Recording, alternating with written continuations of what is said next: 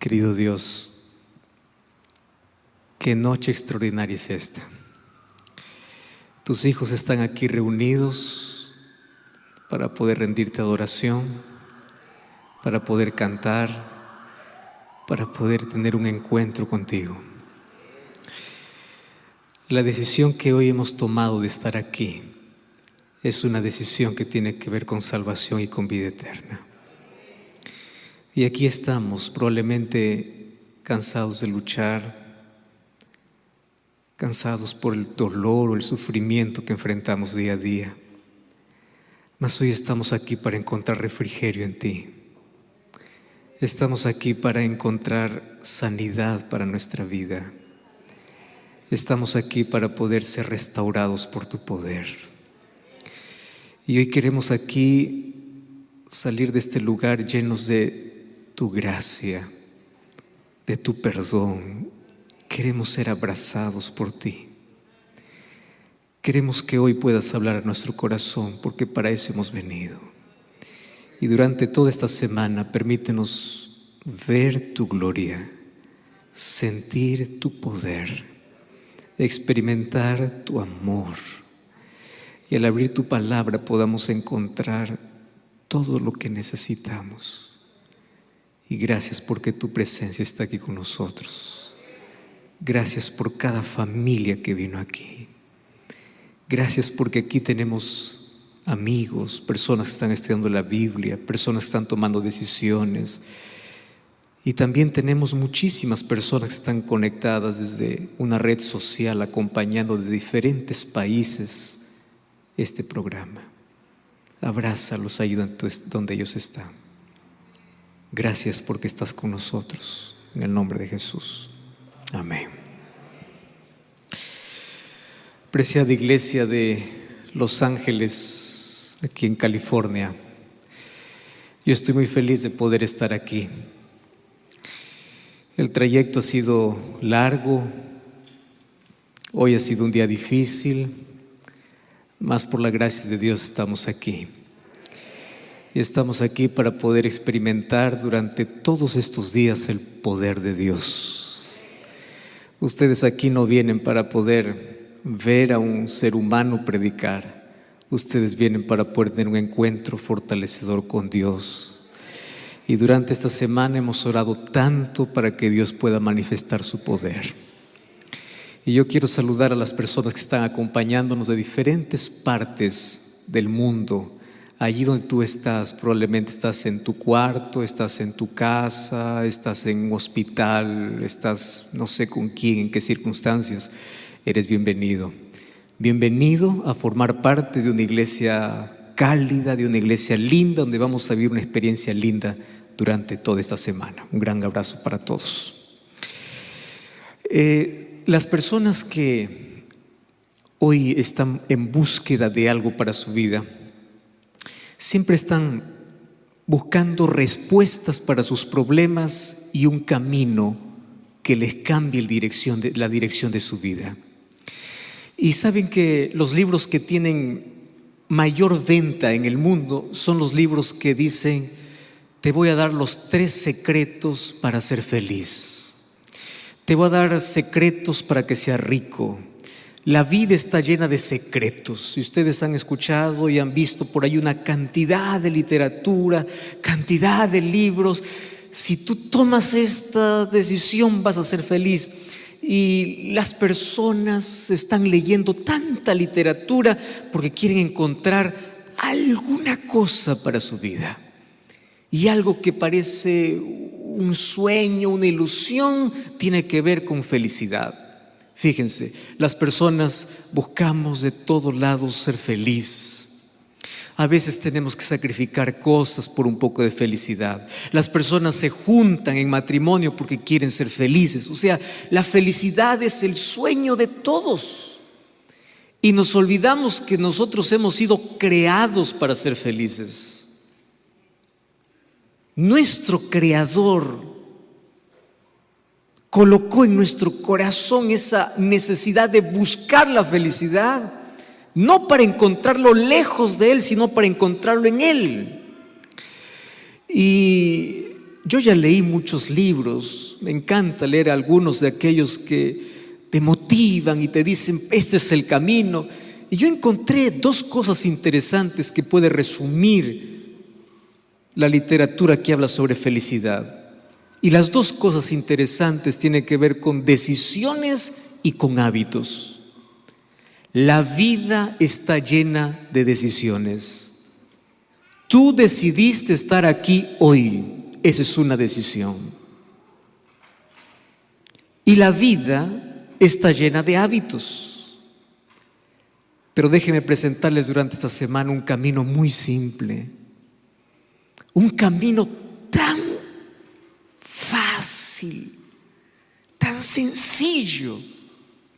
Un día Jesús estaba en la ladera de un monte y una multitud se reunió y Jesús comenzó diciendo así: felices los pobres de espíritu, felices los que lloran, felices los mansos, felices los de limpio corazón, felices los que tienen hambre y sed de justicia. Jesús empezó a trazar un camino de felicidad, pero un camino de felicidad totalmente diferente a lo que estaba acostumbrados a oír la gente.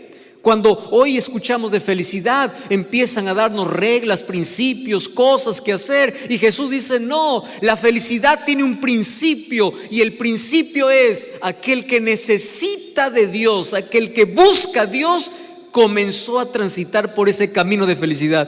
Y cuando yo leo Mateo capítulo 5, ¿saben qué cosa es lo que encuentro? Que la felicidad tiene que ver con el carácter.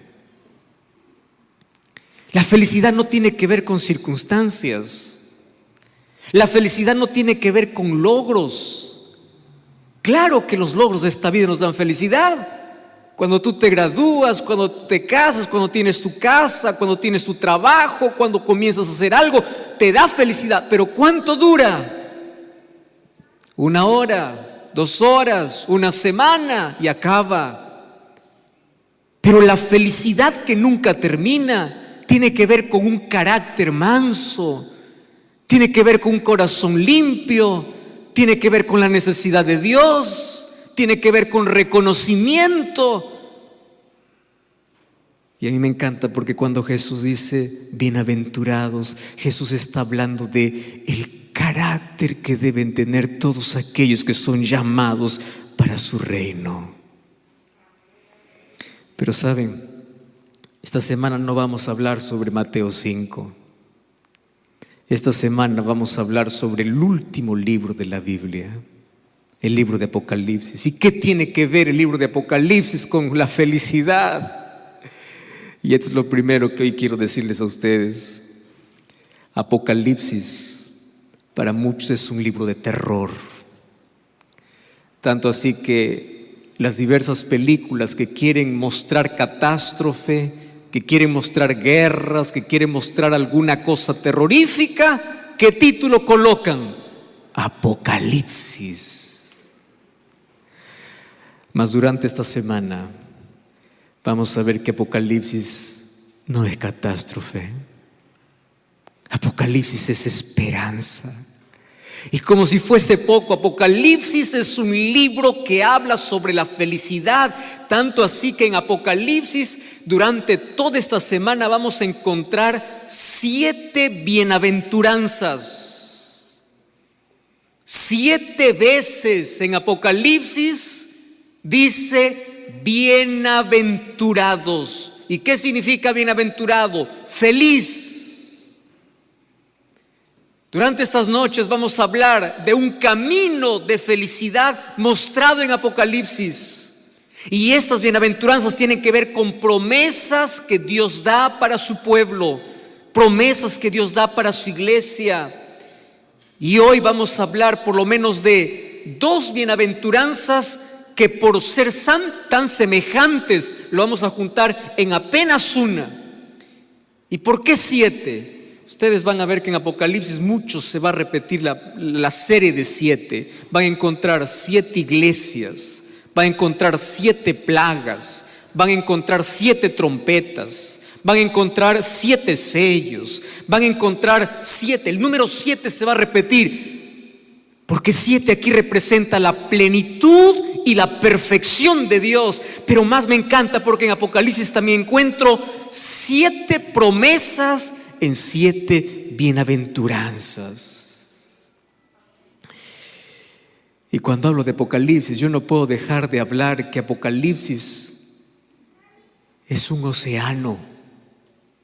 Y ustedes saben que en el océano todos los ríos desembocan, llegan al océano. Apocalipsis es el océano donde todos los libros del Antiguo y del Nuevo Testamento, ¿saben a dónde desemboca?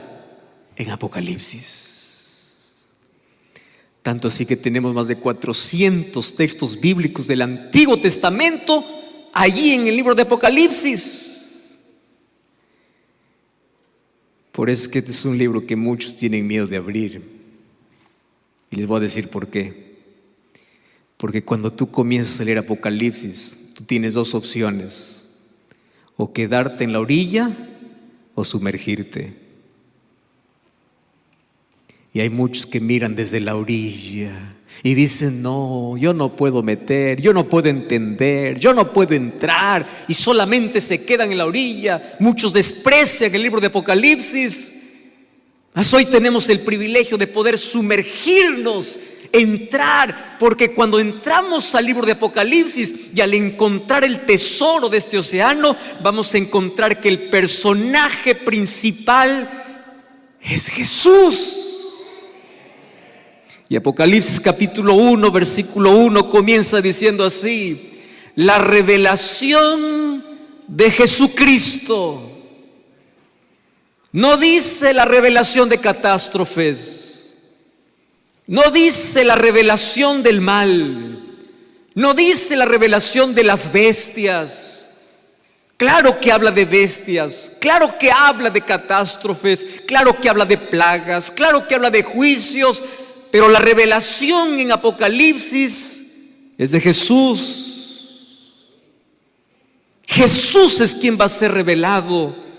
Es la revelación de Jesucristo. Era más o menos el año 96 de nuestra era.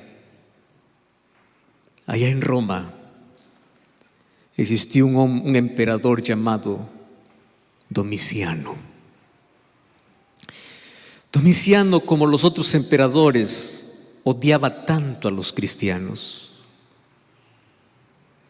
Y tantos eran perseguidos los cristianos, que inclusive el Coliseo romano, en el día de su inauguración, sacrificaron miles de cristianos.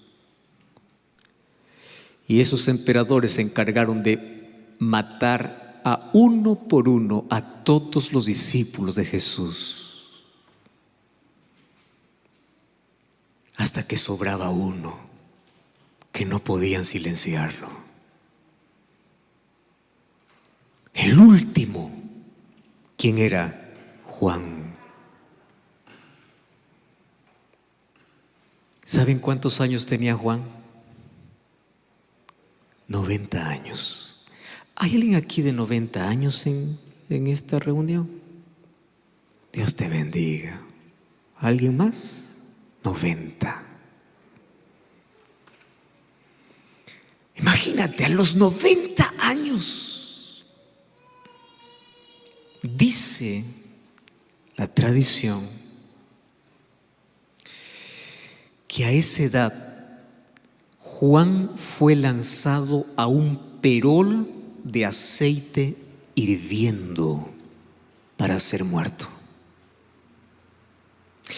Y Dios lo protegió. Yo no sé si ustedes alguna vez se han quemado con solamente un poquito de aceite que salpicó. Y esa quemadura, cómo arde, cómo duele, cómo se ampolla, cómo Dios protegió a Juan, no lo sé. Lo protegió igual que cuando Dios protegió a Daniel del foso de leones, igual como protegió a los 3 amigos de Daniel en el horno de fuego. Así lo protegió a su siervo, a su último discípulo, al discípulo amado. Entonces, como no pudo morir en un perol de aceite, la estrategia es: vamos a dejar que muera en la soledad. Yo les quiero decir que la muerte más dolorosa, más triste que un ser humano puede experimentar es en soledad. Vamos a mandarlo allá, a la isla de Patmos, que muera solo. Y ahí está, 90 años, solamente ve un pedazo de roca, un mar embravecido que todos los días ni siquiera le deja descansar, no tiene a dónde ir. Y cuando probablemente su fe entre en mayor crisis, un día, mientras está allí, solitario, totalmente solo, angustiado, probablemente reclamando la promesa de Jesús, un día aparece Jesús, su maestro, delante de él. Y él se emociona y le dice: Señor, viniste por mí, cumpliste tu promesa. Y le dice: no, Juan, yo vine aquí para revelarte las cosas que han de suceder muy pronto. Por eso el versículo 2 dice: Él da testimonio de la palabra de Dios, del testimonio de Jesucristo, las cosas que has visto. Y el versículo 1 dice que Él revela a sus siervos las cosas que deben suceder pronto, y lo declaró enviándola por medio de su ángel a su siervo Juan. Yo quiero que sepas una cosa: en tu mayor isla solitaria, cuando tu crisis sea la peor, siempre va a aparecer Jesús para revelarte alguna cosa en tu vida. En tu mayor soledad, cuando todo está quebrado, cuando perdiste la salud, cuando pierdes el empleo, cuando todos te dan la espalda, cuando te traicionan, cuando sientes que tu mundo está de cabeza, cuando sientes que ya no hay fuerzas, cuando tu crisis te lleva a dudar, probablemente aparece Jesús. Y ahí aparece para poder revelar. Saben que en el libro de Apocalipsis encontramos que Jesús es mostrado con más de 30 títulos. Jesús es presentado como el sacrificio, como el sacerdote, como el rey, como cordero, como novio, como luz, como pastor. Pero me encanta porque en Apocalipsis también Jesús aparece como un guerrero, como alguien que pelea por su pueblo, como alguien que lucha, como alguien que allí está frente a frente con el enemigo y lo vence. En el libro de Apocalipsis encuentro un conflicto entre dos poderes, entre dos pueblos, entre dos tipos de adoración. Y cuando parece que el mal está ganando, aparece Cristo para colocar punto final a la historia del dolor. Y ese es el tema principal de Apocalipsis. Jesús revelado en toda su gloria. Jesús conduciendo la historia. Y Jesús viniendo para decir: acabó. La guerra terminó. Y todos aquellos que decidieron formar parte de su pueblo tienen la victoria garantizada. Antes de leer la promesa de hoy, acompáñeme a leer el versículo 4. Dice así: Juan, a las 7 iglesias que están en Asia. Y hay 2 palabras juntas allí, ¿verdad? Gracia y paz, del que es, del que era y de que ha de venir, y de los 7 espíritus que están delante del trono. Aquí está haciendo referencia del Dios el Padre, de Jesucristo. Y cuando habla de los 7 espíritus, está hablando de la plenitud del Espíritu Santo, o sea, de los 3. ¿Qué cosa entregan los 3? Gracia y paz. Y aquí está mi segundo mensaje para hoy. Nadie puede tener paz si primero no recibe la gracia de Dios. ¿Ustedes ya vieron el orden aquí? Primero, ¿qué cosa viene? Gracia. ¿Y qué cosa viene después? Paz. ¿Quieres paz? Recibe la gracia de Dios. Nadie puede tener paz lejos de la gracia del Señor. Y allí hoy estudiaremos la primera bienaventuranza de Apocalipsis, versículo 3. Y hoy quiero que este templo pueda resonar con las voces de todos ustedes. Vamos a leer juntos Apocalipsis 1:3. ¿Estamos ahí con el texto bíblico? Vamos a leer entonces, ¿qué cosa dice allí? Bienaventurado el que lee y los que oyen las palabras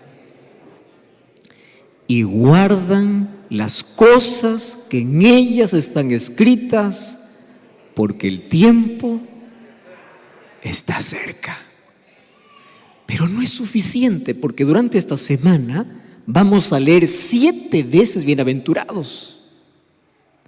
Y yo quiero que para que esta noche vayas a casa masticando, saboreando, otra vez pueda repetir una vez más. ¿Qué cosa dice? Bienaventurado el que lee. ¿Qué más? Los que oyen. ¿Qué más? Los que guardan. Porque el tiempo está cerca. ¿Ustedes sabían que Apocalipsis 1:3 se va a repetir de manera parecida en Apocalipsis 22? Vamos a Apocalipsis 22. Apocalipsis 22, versículo 7. Cómo me encanta cuando escucho el sonido de las hojas de la Biblia. Ustedes saben que es el sonido que el diablo tiembla. Es el que ustedes están haciendo ahora. Apocalipsis 22:7. ¿Qué cosa dice ahí? Bienaventurado el que guarda las palabras de la profecía de este libro. Muy bien. Vamos a juntar entonces 2 bienaventuranzas. Bienaventurado el que lee, el que oye, el que guarda. Y otra vez, bienaventurado aquel que guarda las palabras de las profecías de este libro. ¿Por qué comienza con feliz es el que lee? Y yo quiero que ustedes puedan prestarme toda su atención aquí, lo que voy a decir. Feliz el que lee y el que oye y el que guarda. ¿Por qué? Porque tú eres aquello que escuchas, aquello que ves, aquello que lees. Lo que haces tiene que ver con tus sentidos. Dios quiere impresionar nuestra mente hablando a nuestro oído. Satanás también. Dios quiere llamar nuestra atención usando nuestra visión. Satanás también. ¿Cómo cayó Eva en el jardín del Edén? Sentidos. Eva vio. Eva escuchó. Eva tomó. Eva comió. ¿Qué cosa estoy hablando? sentidos.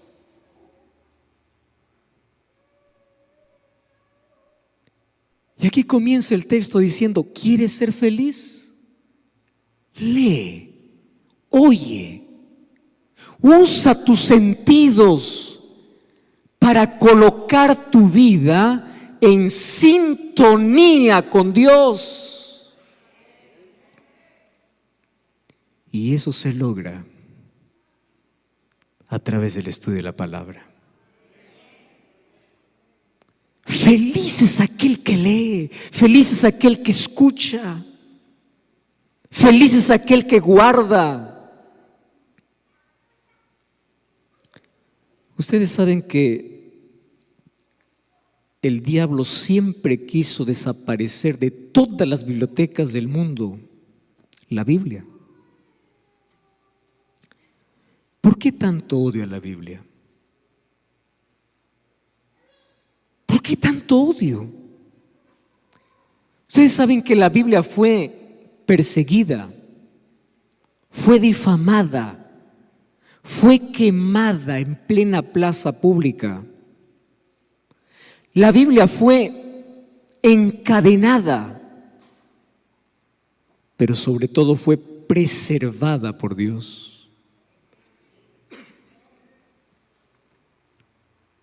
Hace mucho tiempo la Biblia fue prohibida. Voltaire, un filósofo francés y escritor y abogado, él dijo así: en 100 años el cristianismo desaparecerá y la Biblia será apenas un libro de mitología. ¿Ustedes saben qué sucedió con ese hombre? Un día murió. Y cuando él murió, todas sus casas fueron puestas en subasta. Y compraron la casa de Voltaire, ¿quiénes? Las sociedades bíblicas. El mismo hombre que dijo que en 100 años iba a desaparecer la Biblia, dentro de 100 años en su propia casa se estaban imprimiendo miles y miles de Biblias. Porque el diablo puede querer desaparecer la Biblia, Satanás querrá quitar la Biblia, pero jamás podrá conseguirlo. Solo que hoy tenemos dos maneras como el diablo está ganando terreno. Y les voy a decir cuáles son las dos maneras. Primera manera, se llama ataque a la Biblia por la cultura posmoderna. Pastor, ¿qué es eso? ¿Cómo es eso? Bueno, te explico. Interpretar a la Biblia como yo quiero. Y cada vez aparecen nuevas religiones, cada vez aparecen nuevas suposiciones, cada vez aparecen nuevas personas forzando a la Biblia a decir lo que no dice. Y lo más triste es que hoy encontramos templos llenos de personas vacías de la palabra de Dios. Templos llenos, personas vacías, cultos donde no se abre la Biblia, donde la Biblia permanece cerrada. Pero hay otro segundo ataque donde el diablo ha conseguido terreno, y es que en la casa de los cristianos la Biblia permanece cerrada.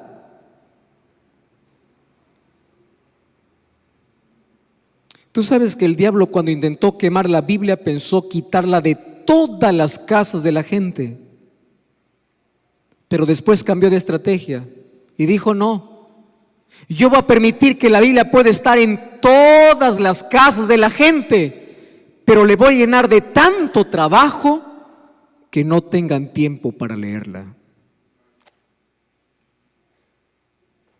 Tanta distracción, tantas actividades, tantas cosas que no hay tiempo para leer la Biblia.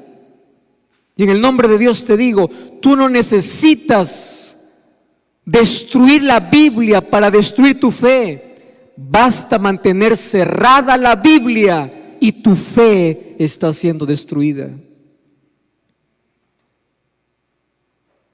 Y yo ya les mencioné más o menos al comienzo. El diablo no le tiene miedo a una persona que va a la iglesia. No. El diablo le tiene miedo a aquel que cuando llega de la iglesia a su casa, abre su Biblia. A ese le tiene miedo.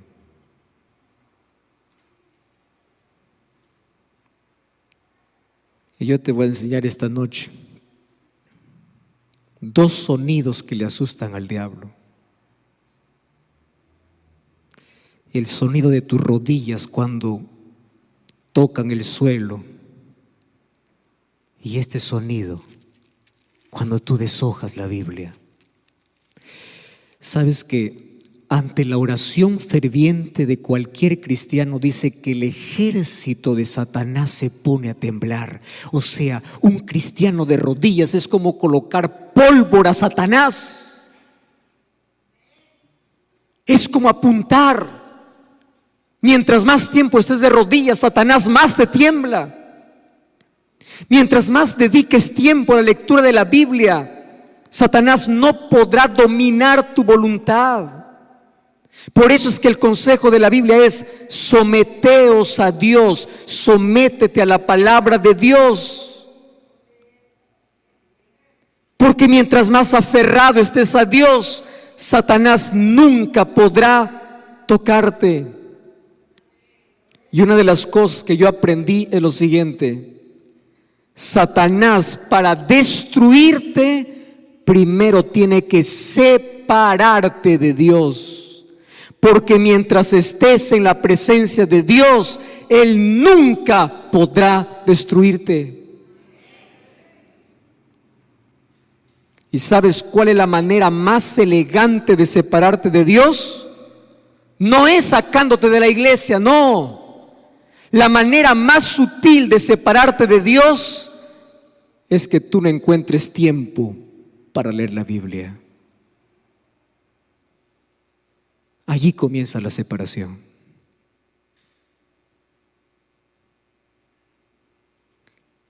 Nadie se separa de Dios de un día para otro, de la noche a la mañana. La separación de Dios comienza el momento que tú dejas de confiar en Dios para confiar en ti mismo. Feliz el que lee. Feliz el que escucha. Pero feliz el que guarda.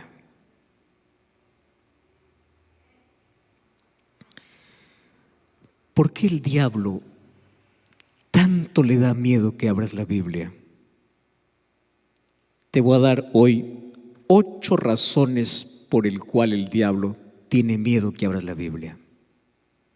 Y yo quiero que tú esto lo anotes aquí en tu mente. Y cada vez que tú te despiertes y digas: hoy no tengo ganas de leer la Biblia, hoy desperté desmotivado, hoy no tengo tiempo, acuérdate por lo menos una razón, una, y será suficiente. Número 1, la Biblia te saca de la oscuridad y te lleva a la luz. La Biblia te orienta. Salmo 119, 105 dice: lámpara es a mis pies tu palabra.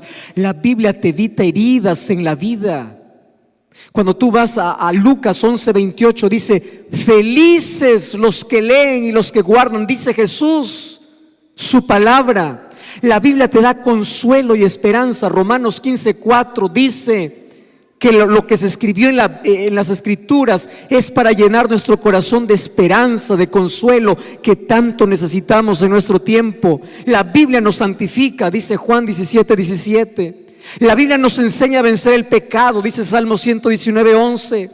La Biblia nos ayuda a resistir las tentaciones, dice Mateo capítulo 4. La Biblia aumenta la fe, dice Romanos 17. Pero hay algo más. ¿Tú te acuerdas de la parábola del buen sembrador? Que el buen sembrador un día salió y colocó su semilla, una parte en el camino, otra parte entre piedras, otra parte entre espinos y otra parte en tierra buena. La parábola que Jesús contó. Pero el libro de Lucas dice, mira el énfasis, la semilla, ¿qué cosa es? La palabra de Dios. Ahora, préstame atención aquí. ¿Por qué la palabra de Dios es considerada una semilla? Porque la semilla tiene vida. Yo no sé cuántos de ustedes vienen del campo, son agricultores, han sido agricultores o conocen el trabajo de la agricultura. Yo vengo no de la ciudad, yo crecí en el campo, allí en medio de gallinas, de pavos, sembrando arroz. Yo con mi padre cuando era niño cultivaba arroz.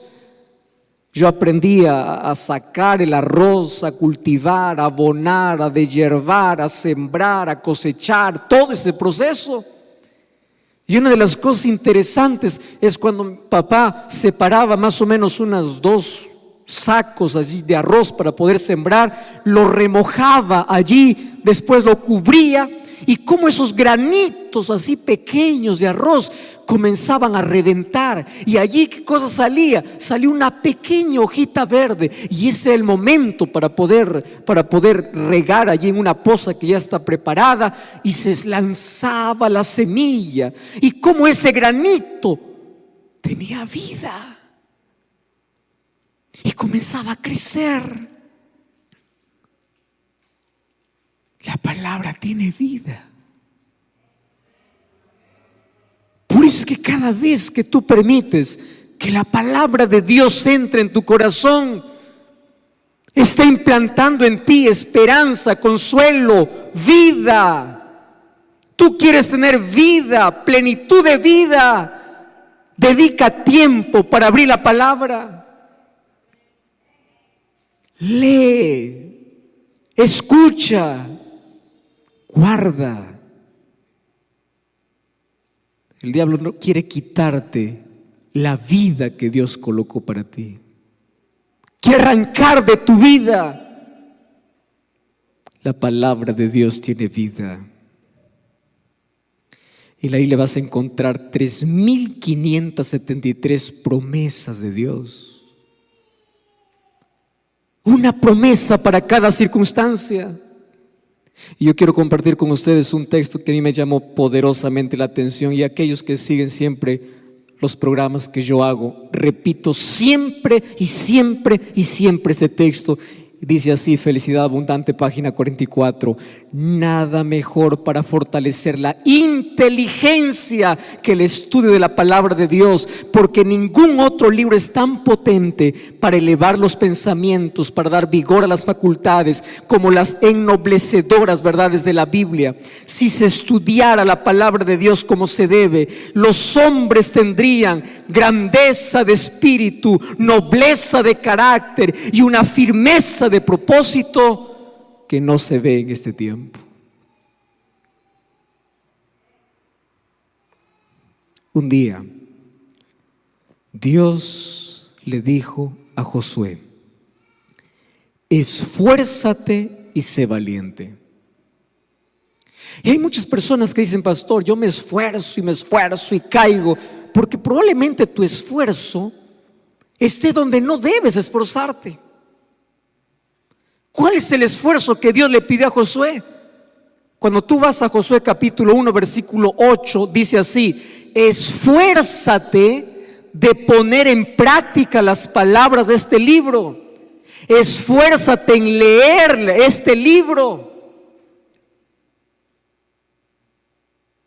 Tu esfuerzo tiene que ser para que cada mañana, cada día, encuentres ese espacio para poder escuchar a Dios hablándote. Y Salmos capítulo 1 versículo 3 dice: bienaventurado es el hombre que no anduvo en consejo de malos, ni estuvo en camino de pecadores, ni en silla de escarnecedores sentado, sino que en la ley de Jehová medita de día y de noche. Será como árbol plantado junto a corrientes de agua, que da su fruto a su tiempo, su hoja no cae, y todo lo que hace prosperará.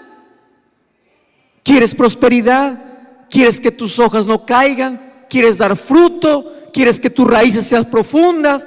¿Quieres mantenerte en pie en las crisis? ¿Quieres en los problemas, cuando la vida te sacuda, permanecer en pie? Entonces medita, escucha, guarda.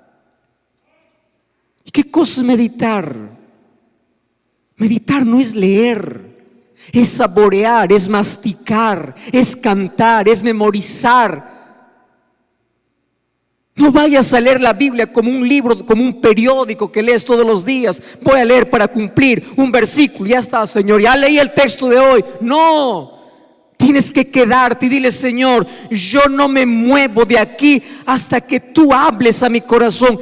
¿Qué tienes para mí hoy? Y Dios te va a hablar en la medida que tus oídos espirituales cada día se acostumbren a sintonizar la voz de Dios. Y cuando tú escuchas su voz, tú necesitas hacer lo siguiente: guardar. Porque hay muchos que leen, oyen, pero no guardan. ¿Quién es feliz? Bienaventurado el que lee, los que oyen y los que guardan.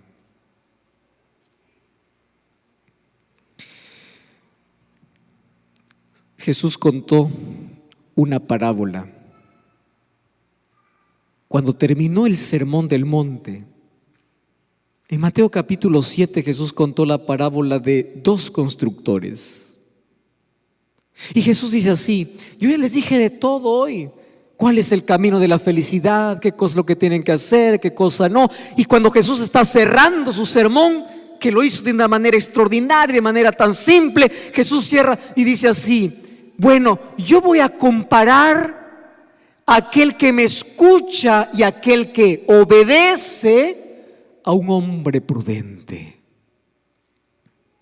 que edifica su casa sobre la roca. Pero aquel que escucha pero no hace lo que debe hacer será un insensato, porque escucha pero no hace. Y aquí dice: feliz es el que oye y guarda. O sea, el que oye y hace. ¿Cuánto de la palabra de Dios está en tu vida? Ustedes saben cuál es una de las cosas más tristes de la vida cristiana. Es la incoherencia que existe entre lo que sabemos y lo que hacemos.